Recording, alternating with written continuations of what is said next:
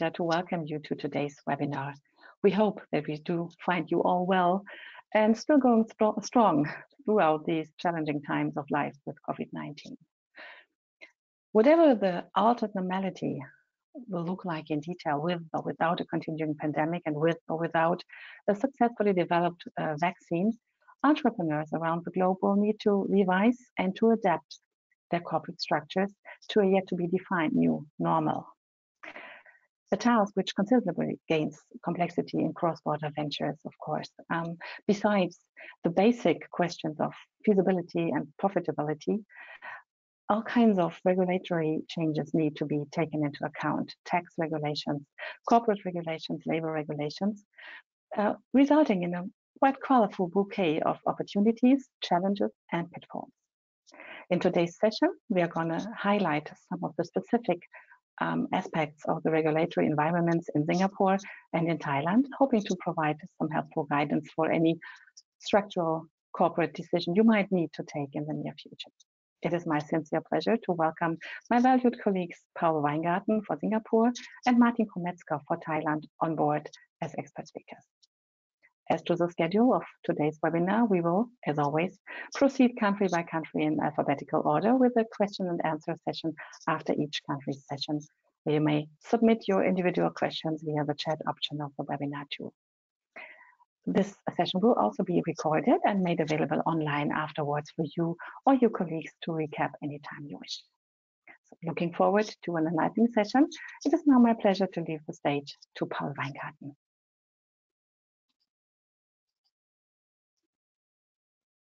Good morning, ladies and gentlemen, or good afternoon for those who logged in from Europe. Today, we will cover ways to reorganize your company. We will more look into what can you do with your corporate structure rather than looking into what can happen to you from outside, like creditors or other circumstances where you are unable to pay your debts and you need to have court proceedings to winding up or reorganize or restructure your corporate group structure. So when we look into Singapore, and we come to the first slide, please, we know that Singapore has been quite a favorable holding location. Many group structures have a holding in Singapore, maybe even a parent holding in Europe, and some subsidiaries here in the region. And because of that scenario, that we have a very efficient legal framework, a very stable political system, and a very friendly tax framework in Singapore, we have come also across a number of reorganizations, corporate reorganizations that happen when you restructure your setup in the region. You may buy some competitors, you may dispose of certain businesses. So we see carve-outs, we see mergers, we see takeovers, debt equity restructuring. And I think during these post-COVID terms, you may find even an increase in such restructuring. Also, maybe with a different angle, you may look into how you can get a leaner, cleaner structure. You may try to eliminate redundancies. So Singapore, of course, as a long-lasting holding location with a very developed legal and tax framework, is a location that is perfectly suitable for your corporate reorganization. Singapore also knows a wide range of different types of companies, and we will come later also to see that you can even change from one company to the other form, to the other entity form. So you are also able to finally redomicile into Singapore. This is also something we will look into later. So a lot of possibilities where you can benefit from Singapore's tax and legal framework. Again, here I have shown the typical scenario of lots of our clients where the ultimate holding would be in a location in Europe, maybe in Germany, maybe in another European country. There would be a regional holding here in Singapore, and there would be a number of subsidiaries with active operations in the region here in Asia. And this brings me to the next slide, where we see what can happen quite often. We see a reorganization happening overseas. So maybe the German parent entity is merged with another group company due to some reorganization, sometimes tax-driven, sometimes due to a change in the corporate structure, in the organizational structure, and so on. And what happens to the Singapore entity in such a case? It is often the question, how do we file these reorganizations overseas? How do we file it in Singapore? In Singapore, something happens with the shareholder, right? Let's assume in the first example, there's an upstream merger.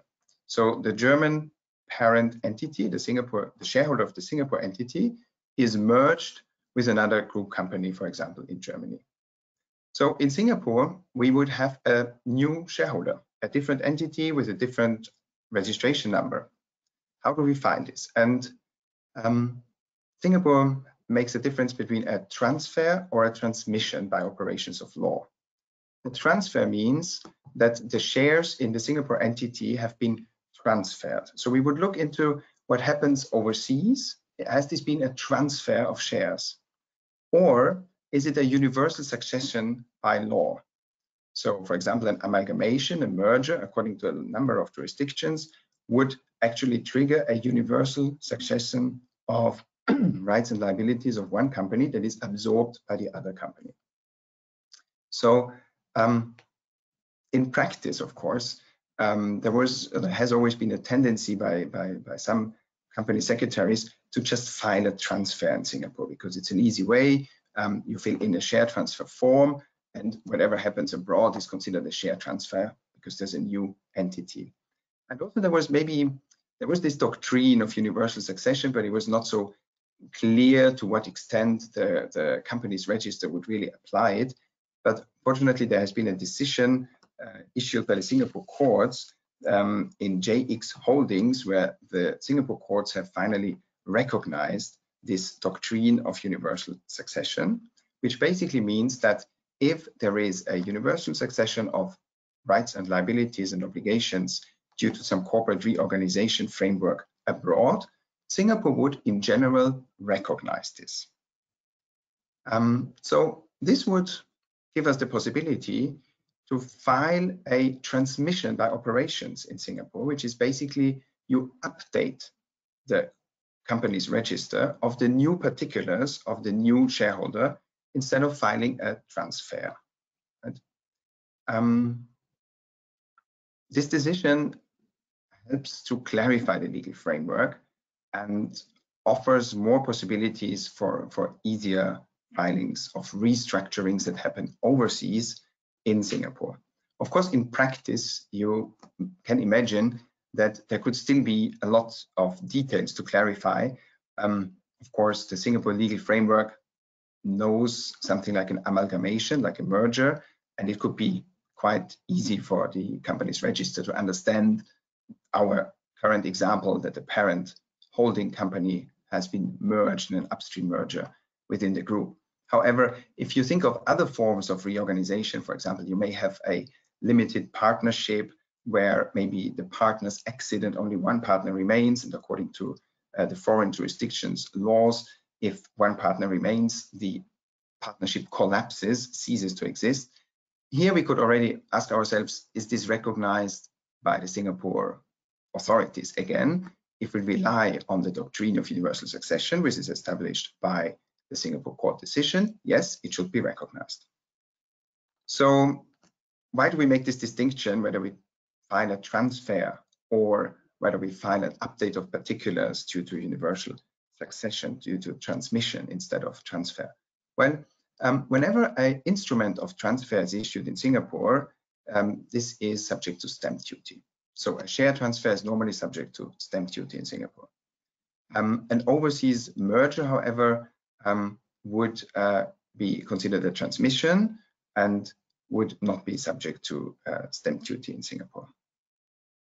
Also, for the whole paperwork, of course, it makes a difference whether we have something going on in the Singapore entity, we need approvals and so on, or whether we just file an update of particulars.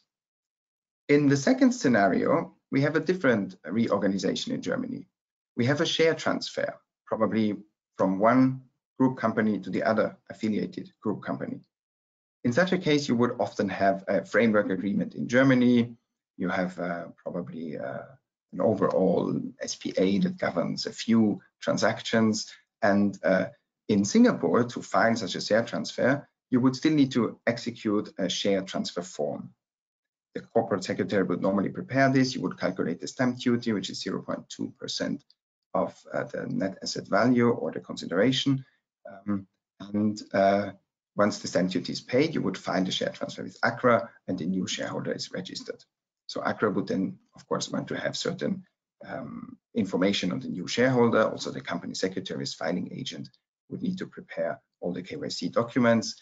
But in general, such a reorganization in both cases can be filed quite quickly in Singapore. And in particular, compared to other jurisdictions, it only takes a few days to get everything registered in Singapore. So again, the reorganization abroad could have an impact in Singapore. It is advisable, of course, to check the implications on tax, but also to really understand what exactly is happening in the overseas jurisdictions according to the overseas jurisdictions regulations, and then see how this is best filed in Singapore in accordance with the Singapore Companies Act and the regulations here.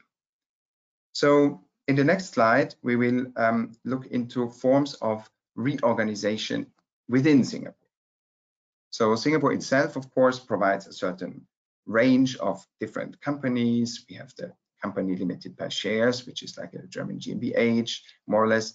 We have partnerships, we have limited liability partnerships, we have sole proprietorships, we have branch offices. So the entire range of companies is available, and sometimes or quite often you may face a situation where you either for historical reasons have a number of entities in Singapore, or you may have acquired a business so that you have a redundancy with two companies here, and then you need to look into reorganizing your corporate structure.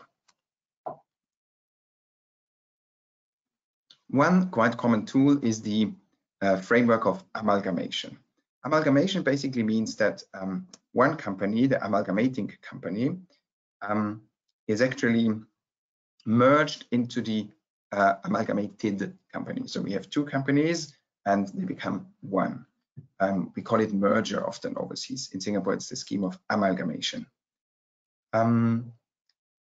This scheme of amalgamation, of course, allows you to take over all assets, all liabilities of the amalgamating company in one go, right? You don't need to transfer everything separately. So this can be, for example, used, as I said, if you have redundancies, you have two subsidiaries in Singapore, or you have a double layer holding structure, which you may not need anymore, and you merge the two holdings, or you merge your two subsidiaries, right?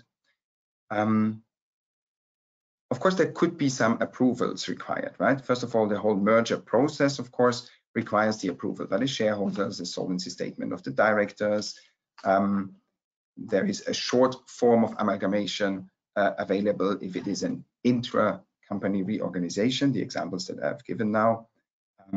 You would need to have an amalgamation plan. You would need to have a number of documents to file with regards to the new organization of the company, the new corporate representative, the new board. So it is it's a lot of paperwork, but it can still be done quite effectively. And due to this eo ipso transfer of all rights and obligations, basically, yeah, you just need to see how you map the accounts, and then basically you can get this done fairly easy, I would say. When it comes to the tax consequences, there could still be stamp duty applicable because it is considered a transfer, but you could probably also file for a relief, a stamp duty relief, and in particular if it's intergroup, it should be no problem to get this. Again, some paperwork, of course, to be done. The alternative to such an amalgamation would be to transfer all assets one by one and then close the empty shell, which is, of course, much more complicated, right? Not only for employees, for all your contracts that you need to transfer, You have separate assignments of IP rights, for example. You need to novate your contracts. You may need to apply for new employment visa for your foreign staff. So the whole process is, of course, more complicated, and this is a need form to reorganize your companies within Singapore. When you think of all these reorganizations, don't forget that there could be some approvals required from third parties, not only from the shareholders, but for example, from banks who have provided financing, or from key customers due to change of control clauses in your contracts, license permits, some grants you have received that are maybe linked to a particular business line or to a particular scope of business. And last but not least, of course, the government authorities' approvals, ACRA and IRAS, for your filings. If you have real property, you may need to seek the consent of JTC, Joint Town Council lease, or some other restrictions that could apply to your real property. I said before, there's many forms of legal entities in Singapore, and for certain reasons, you could come to the conclusion that the current form is maybe not suitable anymore, or that there is another form that is better serving your purpose, and you want to change your company form. There is the possibility to actually convert your private limited company into a partnership, into a so-called limited liability partnership.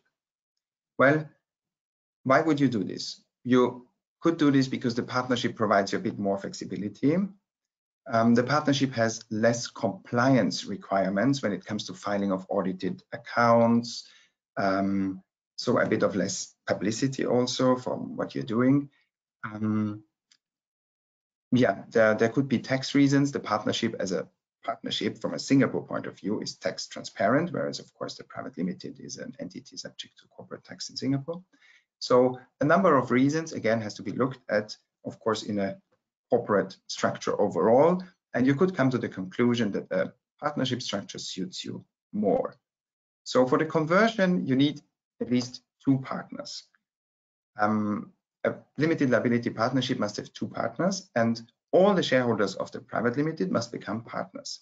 So if you have a 100% subsidiary in Singapore, you first need to get a second shareholder on board, take another group company, for example, and then you can do the conversion. Again, the alternative would be to close down one form and establish a new legal form with, again, more or less what I've described before, all the disadvantages to move each single asset and probably register and deregister IP, register, deregister licenses, and so on. Once the conversion is done, the private limited will cease to exist and be deleted from the register, and the limited liability partnership will basically step into the shoes of the private limited. So again, all contracts, all deeds, all encumbrances, everything that was with the company is then with the partnership. I briefly mentioned in the beginning, you can even think into redomiciling your foreign entity into Singapore. This is something that has been introduced in 2017 by an amendment to the Companies Act, and it offers probably a possibility to relocate holding companies, IP holding companies, maybe from offshore jurisdictions into Singapore. The backdrop against which this new legislation was passed was probably that there was an increasing pressure and push for tax transparency, so that corporations, business owners with offshore structures may feel a need to reconsider their offshore structure, and it could be a handy option to just move the offshore structure onshore to Singapore. Well, one of the main requirements for that to happen is that this other jurisdiction allows for the redomiciliation outside of the jurisdiction. And in fact, there's not many jurisdictions at the moment that allow this. Offshore jurisdictions often have a provision to make this possible, and so does New Zealand, Australia, and Canada. So that is the first thing you need to look into. Then your company must be of a certain size, at least 2 of the 3 criteria that I will just mention now have to be met. So you need to have at least 50 employees, at least 10 million Singapore dollars of revenue, or at least 10 million Singapore dollars of assets. So if you meet 2 criteria, you're supposed to be big enough to qualify for this redomiciliation scheme. Again, what happens is you can actually utilize your company's history, the company name, everything, because you really move the registration of the company from outside of Singapore into Singapore. So the company is continuing existing, which could be of benefit in a number of scenarios. You also benefit from certain tax incentives. So when you move into Singapore, you get certain capital allowances, and you would enjoy a quite favorable treatment for the evaluation of your stock, of your IP. You can deduct expenses that you've occurred before the domiciliation, for example, for research and development, for your IP and so on. So this could really be an option, as I said, more for holdings, IP holdings. If you have an active business overseas, and that could be a bit more difficult and probably not so suitable. Yeah, that brings me, I think, to the next slide. Yeah. So we've heard a few ways to reorganize within Singapore, but I want to, at the end of my presentation, also mention briefly how you can either close down your Singapore operations or what alternatives you would have. Typically, if you want to close down a company, you would look into the voluntary winding up. The shareholders decide to close down. They pass a shareholders resolution. The directors have to issue a solvency statement, so the company must be able to pay its debts within 12 months after the application of the winding up, and a liquidator has to be appointed by the shareholders. At that moment, the powers of the directors ceases and the liquidator takes over, and his duty is to close down the company and distribute back the assets to the shareholder. The entire process would take about 12 to 18 months. You need to get tax clearance, you need to make certain publications. Yeah, it is a little bit of paperwork again. Maybe if you compare this, how easy it is to set up a company, closing a company under the winding up scenario, under the liquidation, appears quite lengthy. There is another way to do this a bit shorter and with less hassle, which is the striking off. The striking off basically means you apply to the register to strike off the company from the company's register. Many of our clients use this option because it is faster and less cost intensive. However, there is one big difference. A company that is wind up is closed finally. A company that is struck off from register could theoretically be revived again upon the application of creditors. This used to be possible for 15 years. It is now shortened to 6 years. But for 6 years, a creditor could actually apply to the register and show proof that his payments have not been satisfied and that he wants the company to be revived again.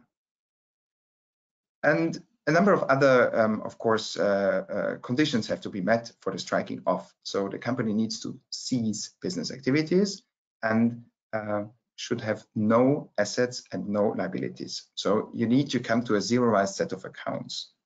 In practice, often you need to waive some shareholder loans. Again, you need to pay attention to the tax treatment to that. That could be considered income at the level of the Singapore entity in certain cases. So you basically need to really clear your accounts, come to a zeroized set of accounts with no assets, no liabilities, and then only you're ready to file your tax clearance, and then thereafter you can file for striking off. There is a publication made in the Gazette, and if there is no objection filed within 3 months, then the register, the Singapore ACRA, Accounting and Corporate Registering Authority would just delete, strike off your company from the register, and it is considered closed.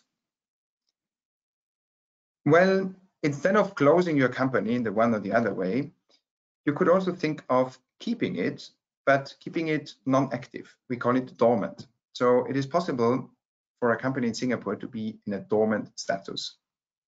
That means you basically have no business activity at all anymore. If the company has no business activity and is considered dormant, you are relieved from certain filing obligations and, of course, for filing audited financial statements. So your compliance cost would go down. I mean, you would still need a registered office, you would still need a company secretary as an organ of the company, and you would still need a local director. And you would do a minimum tax filing, which is a very simple tax filing for compliance. So you bring down your cost, and you would still have an entity that you can put on your website, right? You still have a presence in the region. And such a dormant company can be put to life anytime. So let's assume you may envisage future business opportunities. You may want to take part in a tender, or another opportunity for a project in the region comes up. And yeah, then you already have your Singapore entity that you can actually use to handle this project here in the region or in Singapore.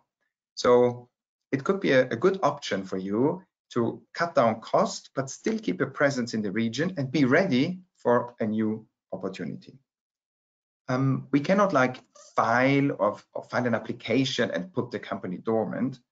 The company is considered dormant if within the entire business year, the company has no business activities.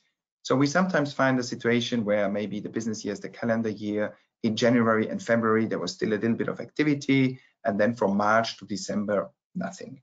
Still, the company would be considered an active live company for that business year. It must be the entire business year with no activities. There's a list in ACRA where you can see activities that are not considered harmful for the qualification as a dormant company. Of course, anything that has to do with the compliance with statutory requirements. So your registered office, the bill for tax filings, I mean, this is still okay. At the end, each year, the company has to file an annual return with the company's register. And here we can declare whether the company is alive or dormant. If it's alive, we have to declare whether it's solvent or insolvent. But again, even if we make this declaration, it's just a documentary purpose. But in the BIS file, in the excerpt from the commercial register, you would not see that the company is dormant. It would be put alive, right? You just see alive or struck off or liquidated and so on. Yeah, so that could be a practical alternative to sort of keep the door open, keep a presence in the region, reduce the cost, and be ready for new opportunities. I think that brings me more or less to the end of our little overview. I think we have seen that Singapore, which is known as always on top of all the ease of doing business rankings and indices, has really a very flexible corporate and tax framework, a very efficient way to handle reorganizations, to give you a lot of possibilities here.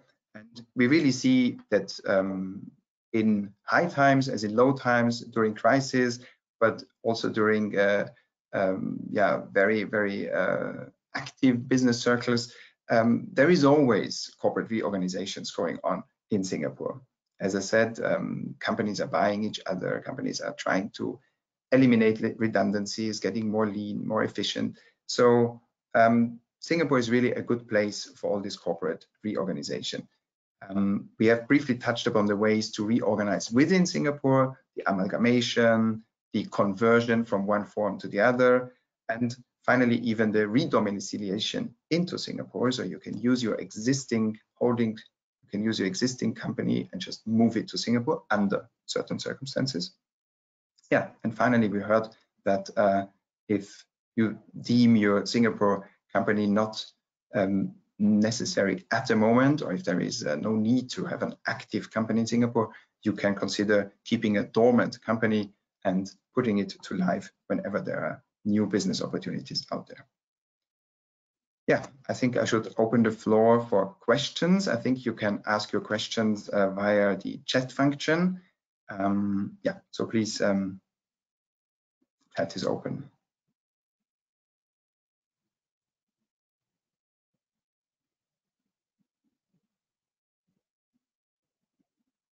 There's no, yeah, there's one question now. It says, if I move my company to Singapore and then I realize that there are better opportunities somewhere else, can I move it again overseas? Okay. Well, Singapore has introduced a scheme of inward redomiciliation in 2017, but it does not allow for outward redomiciliation. So basically, once you have moved your company into Singapore, you cannot undo that move, or you cannot say, oh, I moved the same entity now somewhere else, right? And maybe in this context, I should mention once again that in order for you to be able to move your company to Singapore, a number of conditions need to be met.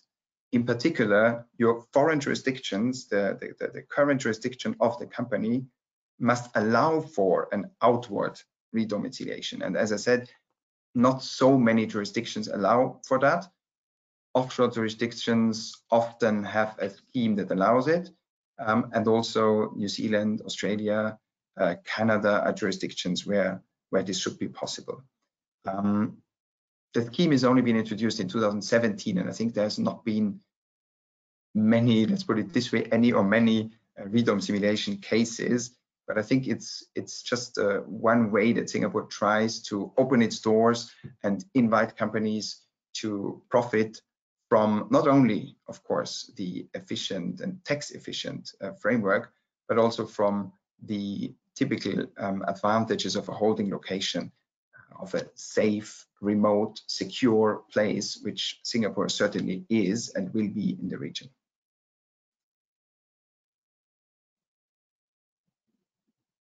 Okay, there's another question. Can I convert a partnership LLP or LLC, well, there is actually no LLC in Singapore, into a private limited? Well, the only conversion that is now possible, because there is a clear legal basis for it in the LLP Act, is the conversion of a company, of a private limited, into a LLP. This is the Limited Liability Partnership, right, which is one form of partnerships. There is no other like conversion with a legal basis for it, where we have proceedings in place and where all the rights and liabilities are transferred immediately to the new sort of legal form, right? So if you want to convert a partnership into a private limited, right? You basically need to register, incorporate a new private limited with the same partners as before, and then you need to transfer all your assets to that new entity or bring it in as a contribution in kind. I mean, there are a few ways to structure this, and then you can just close the LLP or the partnership that you have, right? So yeah, the answer is basically the only conversion with a clear legal basis is the one that I've referred to in my speech. Okay, yeah, I think with regard to the time, I should probably hand over to my colleague in Thailand. And of course, your questions can be asked also later. They will not be lost. We will pick them up and answer them via email, bilateral, one by one.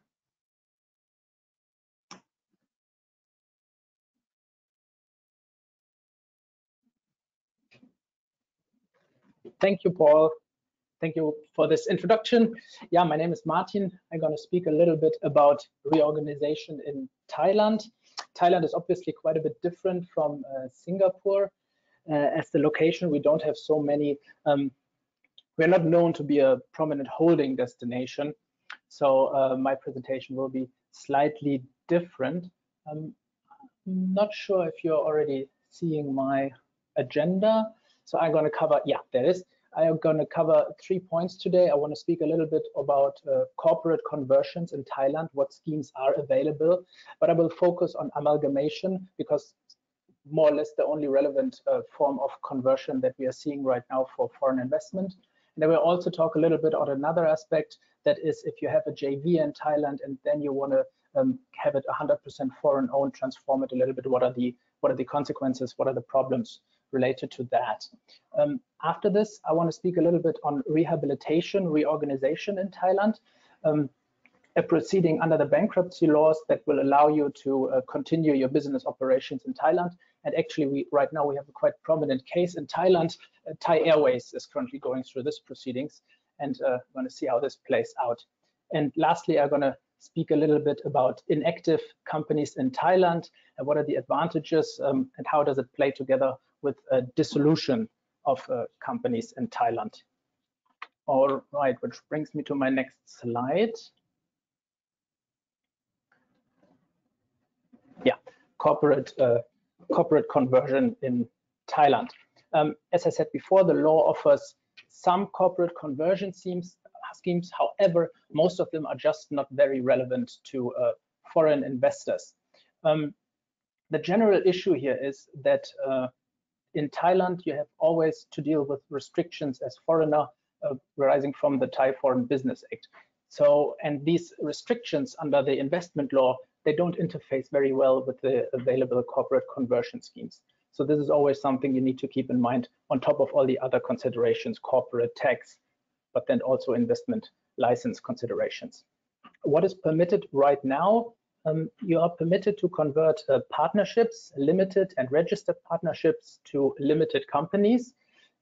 As I said, this is usually not relevant to foreign investors because I know of no foreign investment that is structured under a partnership in Thailand. So not really relevant. Obviously, you can go public if you have a private company limited. You can convert it to a public company limited, but also just not relevant to foreigners. What is relevant is amalgamation of limited companies in Thailand. In Thailand, amalgamation means that company A and company B come together and form company C. A and B are dissolved in the process. The beauty of amalgamation scheme is that you can enjoy some tax exemptions when transferring assets and so forth, and also can transfer some licenses easier than you would if you were to do it by hand, basically. So this is a relevant scheme. And in the future, we might actually get a merger provision in Thailand, which was recently approved in June. And so merger would be in Thailand that company A and B merge to form company A, and the other company is dissolved in the process. So, but it remains to be seen when this new provision comes actually into force. It will probably take some time, but it would be very appreciated. Yeah. Amalgamation in Thailand, a little bit more in detail. So as I said before, company A and B come together, form company C. A and B are dissolved in the process, and all rights and liabilities are transferred to C automatically. One small caveat, when it comes to dissolving A and B, for tax purposes, the companies A and B exist a little bit longer as they exist under a corporate law, because the taxman wants to get his money. What is the process of amalgamation in Thailand? First, the companies have to pass a special resolution of the shareholders by the shareholders. That means 75% of the vote. Once passed, they have to notify all creditors by registered mail as well as by public notification in newspapers. Then, once notified, the creditors have 60 days time to object against the amalgamation on basis of their existing claims. If an objection arises, the company can either satisfy the claim or set aside a certain security to deal with the claim, and then the objection is no longer relevant. Once the companies have dealt with all the objections, or there haven't been any, then you can move forward and register the amalgamation with the authorities, and at which moment the new company, company C, comes into existence, which basically ends the corporate side of the amalgamation process.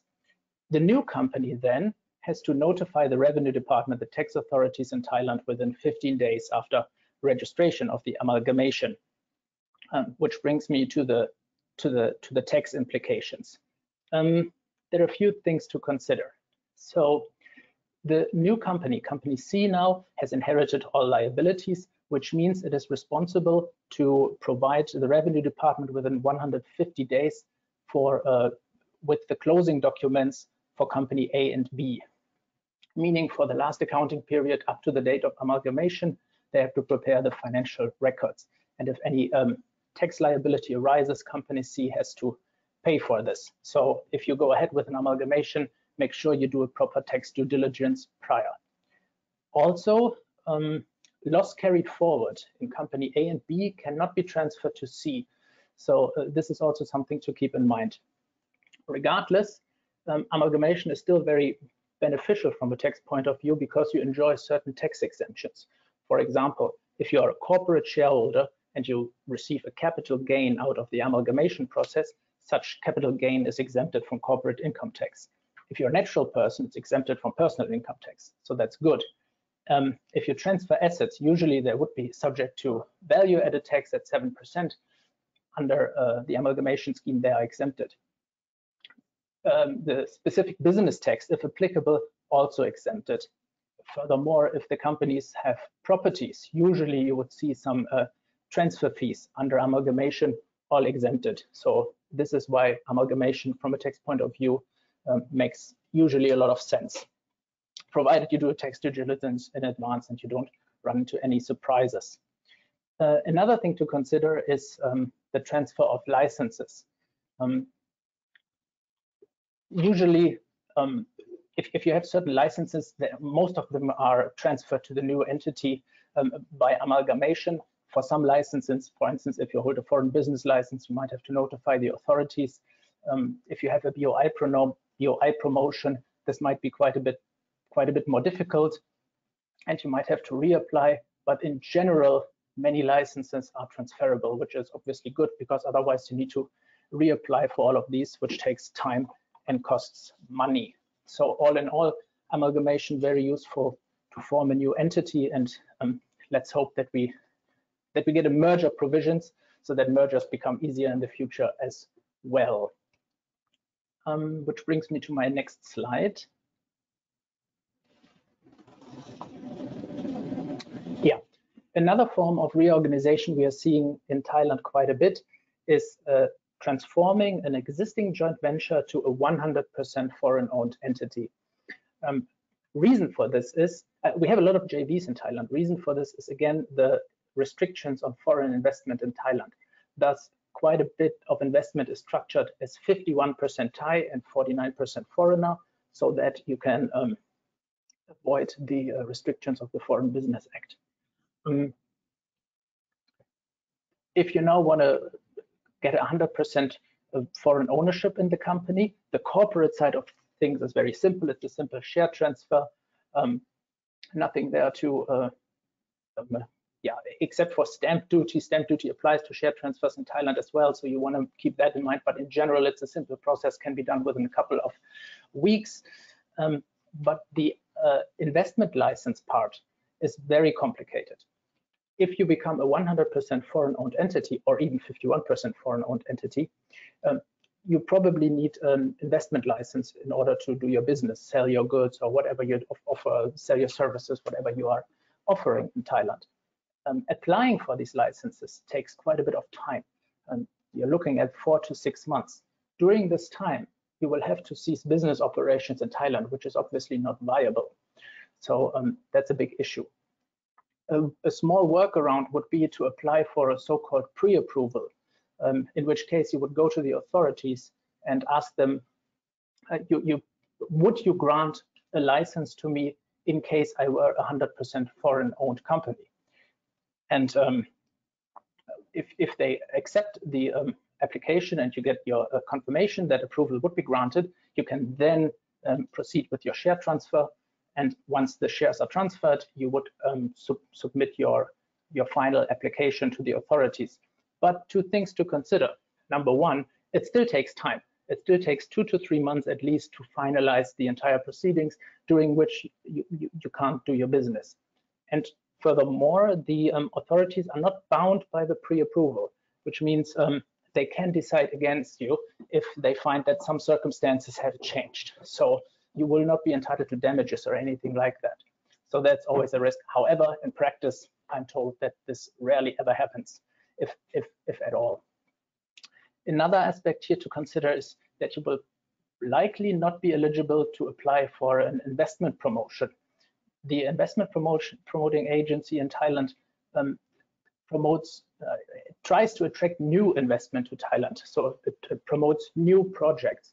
If you're just continuing an ongoing operation now under foreign ownership, you're not eligible because you're an old project. You're not a new project. So in most of the cases, will just not be eligible unless you change your business scope quite a bit.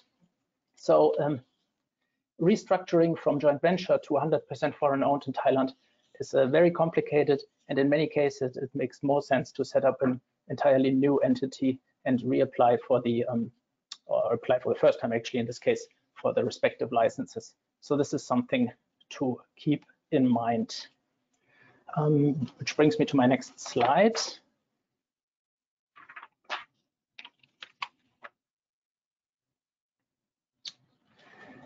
Yeah, reorganization, rehabilitation under bankruptcy laws in Thailand. Rehabilitation aims at rescuing an existing business that is struggling. For example, Thai Airways right now. It has two benefits to the debtor. The benefit is that if granted rehabilitation, the debtor enjoys a stay on all existing claims, meaning creditors cannot drag him into court or get hold of any assets for a certain period of time. For the creditor, rehabilitation has at least the opportunity to regain the entire claim. Meanwhile, if the company were to go to bankruptcy, then we'll probably only recover parts of it. So rehabilitation can be worthwhile. The process is as follows.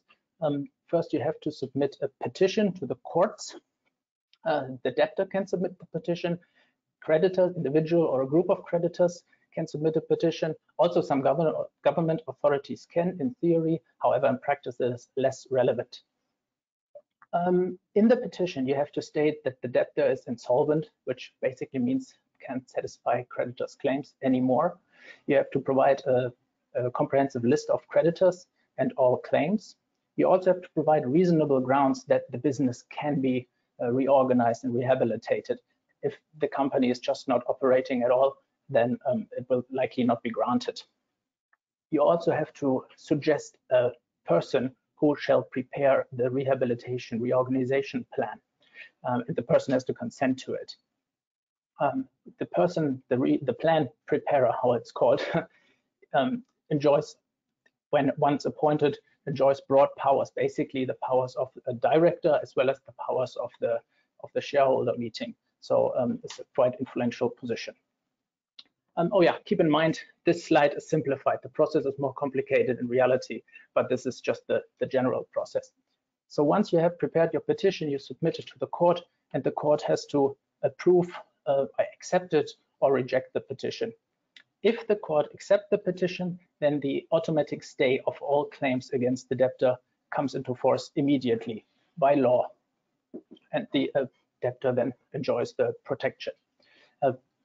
Furthermore, the plan preparer is appointed officially and then has 3 months' time to prepare a plan. Actually, this period can be extended quite a bit because depending on the size of the company, it obviously takes more time to prepare a comprehensive plan. During this time, all the creditors have to submit their claims against the debtor in a certain process. This is very important. And they have to approve the plan of the plan preparer before the plan preparer can submit it to the court. Usually, they will request the plan preparer to make certain changes, and then these are worked into the plan, and then finally submitted to court. Court reviews the entire plan and then either approves it, in which case you have 5 to 7 years time to implement the rehabilitation strategy, or the court rejects it, in which case the rehabilitation proceeding is terminated, meaning the stay of all claims ends at this point. Actually, in most cases, the court will likely order the absolute receivership over the assets of the debtor, and bankruptcy proceedings will commence. This is how the general process plays out. Which brings me to my next slide. Yeah, the advantages and disadvantages. Obviously, advantages of rehabilitation is that you get a chance to continue your business operations in Thailand, and you get a break from claims from your creditors during the stay. So obviously you have you don't need to break up your existing investment in Thailand already. On the flip side, it takes a long period of time, 5 to 6 years, maybe longer, 7 years, and it's also very expensive. So by rule of thumb, you would say rehabilitation is only worth the trouble and the money if you have a sizable investment in Thailand. If you only have a distribution office, it's likely not worth the time and money. Meanwhile, if you have a big factory or something like this, then it is something to consider.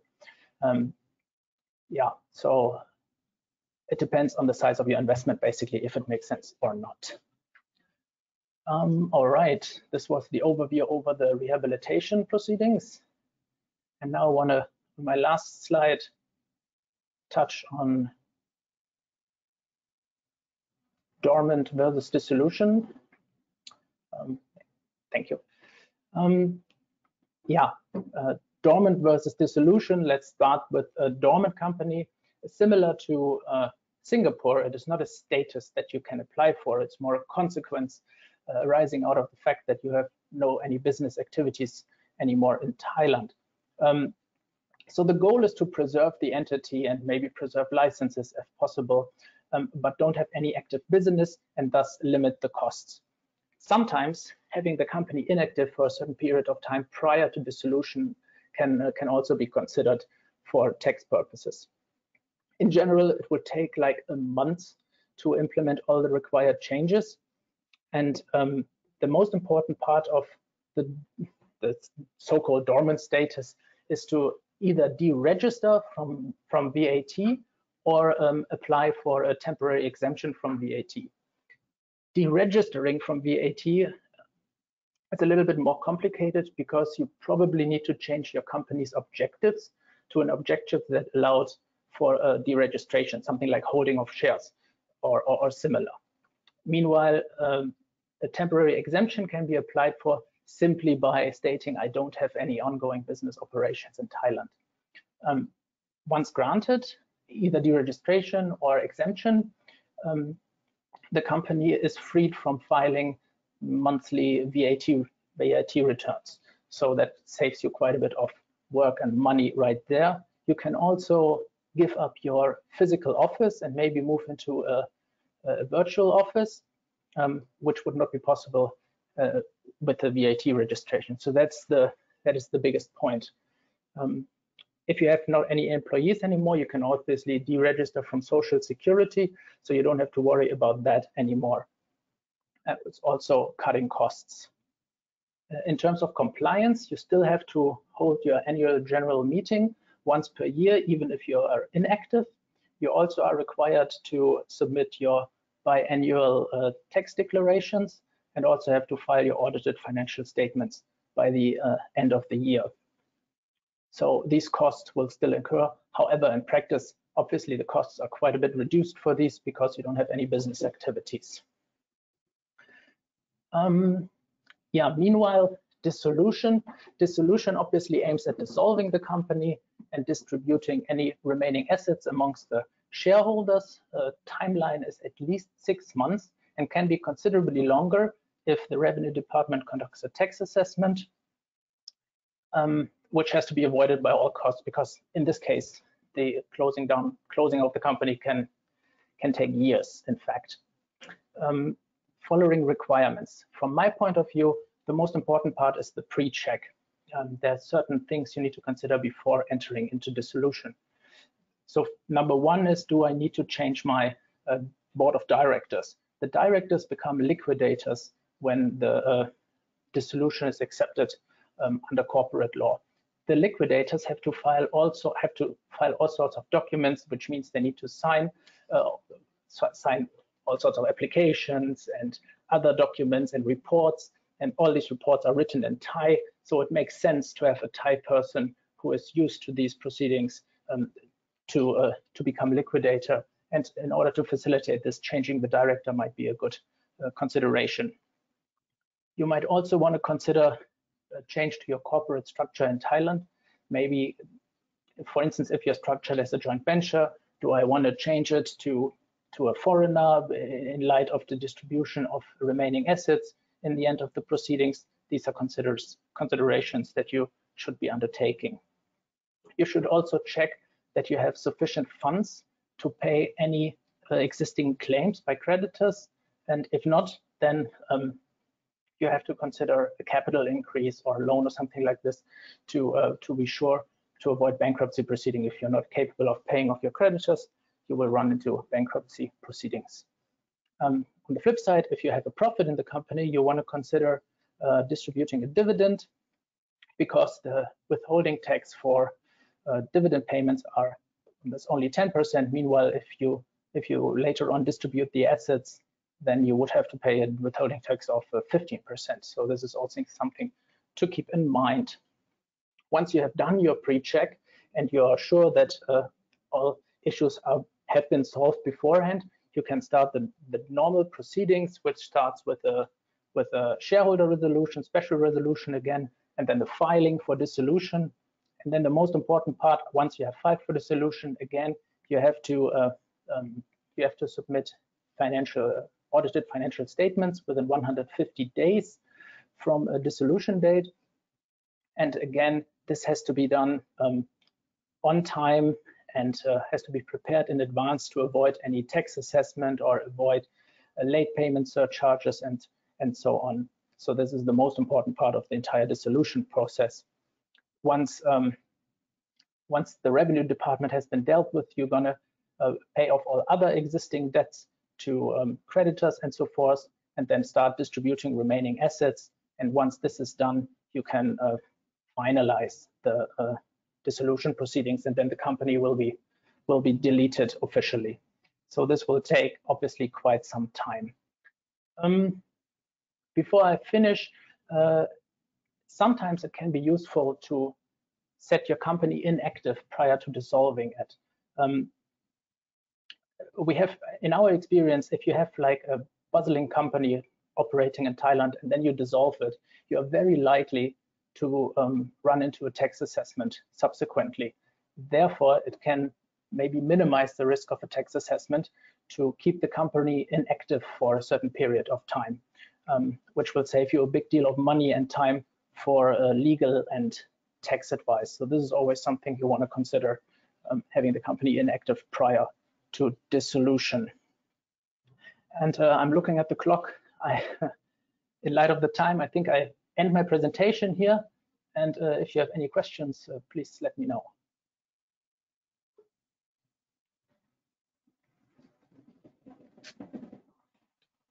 Yes, I think there is already a question here in the chat. The question is, if a foreign shareholder in a company changes, does the company have to inform any other authority than the Department of Business Development? Yeah, that depends a little bit on how your company is structured in Thailand. If you are operating under a foreign business license, then usually no further notification is required. If you are operating under a BOI promotion, you will have to inform the BOI in advance, and you should get in touch with them beforehand to see if they have any objections. So these are the main points that you need to consider.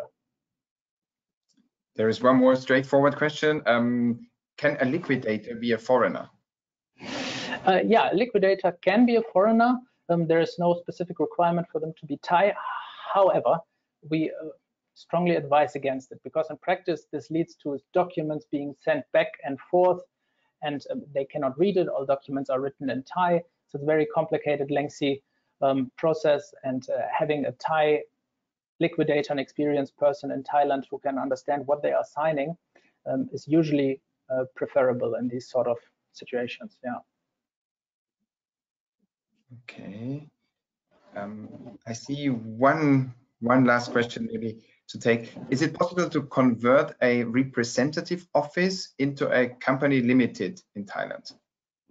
Yeah, we got this question quite a bit these days. Unfortunately not. A representative office or also regional office are no own business entity, right? They are basically an office of a foreign entity in Thailand. You can think of it as a branch without the business and the tax implications. So if you want to transform a company limited into a rep office, you need to dissolve the company and then reopen a rep office and vice versa. So unfortunately, there's no way to transform either of these to the other. Yeah. All right. I think we can close very much on time. I think Bettina will have the final closing remarks, right? Yeah, thank you very much, Paul. Thank you very much, Martin, for giving a really complex insight into the regulatory environment with reference to corporate restructuring in Singapore and Thailand. And I hope everybody took some helpful insights with him and her to rely on for any decisions that might come up in the near future. Thank you very much, all of you, for joining us today. Should any questions have been unanswered due to time issues or come up later on, please don't hesitate to let me know. Just drop me an email and I will be happy to liaise. No question will be left unattended anyway. As I said, we have recorded this session and make it available online later on for you and your colleagues. So we will share the link via our company website and our LinkedIn channel. So it should be easy to find, hopefully, for everybody. So thank you very much once again, and stay safe and take care. Hope to see you soon next time. Bye.